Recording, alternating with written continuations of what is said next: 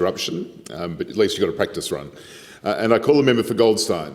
Well, thank you, Deputy Speaker. Deputy Speaker, it's with sadness to advise that this chamber that our community recently lost some of its most treasured local and civic-minded residents. It's with sadness to report of the death of Sandra Ellmore. Sandra was a local party stalwart and always enthusiastic participant and supporter.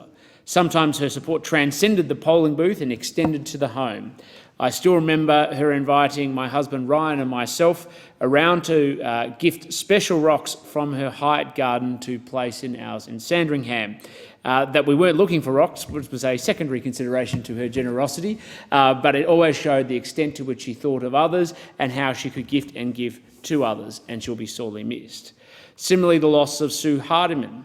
Sue was honoured by the President of the Black Rock branch recently as a much-loved stalwart and was always someone who quietly got on with the job without fuss. She was certainly a reliable seller of raffle tickets, and she made sure she missed out on nobody.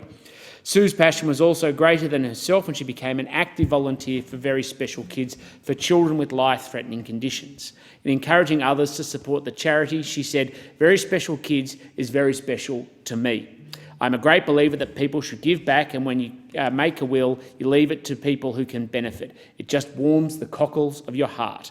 Behind her seeming sternness was always a lively mind with a forward-looking heart.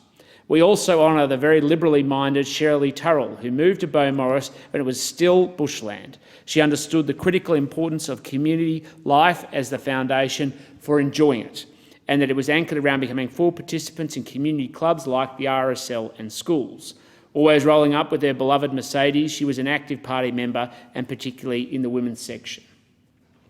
Shirley, Sue and Sandra represent what I love about Bayside Liberals, a liberalism that is non-judgmental, youthful and fun, and frankly sometimes a little bit cheeky. We also honour the memory of Bob Whiteway, OAM. Bob was a dedicated geography teacher and energetic environmentalist.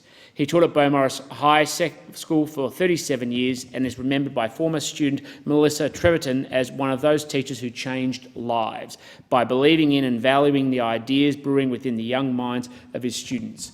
Bob's years of advocacy saw Ricketts Point declared as a marine sanctuary by the state government in 2002. He subsequently founded volunteer group Ricketts Point Marine Sanctuary and served as inaugural president to steward the new marine sanctuary. He was recognised as Bayside Citizen of the Year in 2003 for his environmental leadership. The last time I saw Bob was when he was handing out how to vote cards at a polling station, and I won't mention for which candidate, but I also saw him regularly at Beaumaris secondary school events. To all the families and friends that have lost Sandra, Sue, Shirley and Bob, we extend our heartfelt condolences and wish them the best with their loss.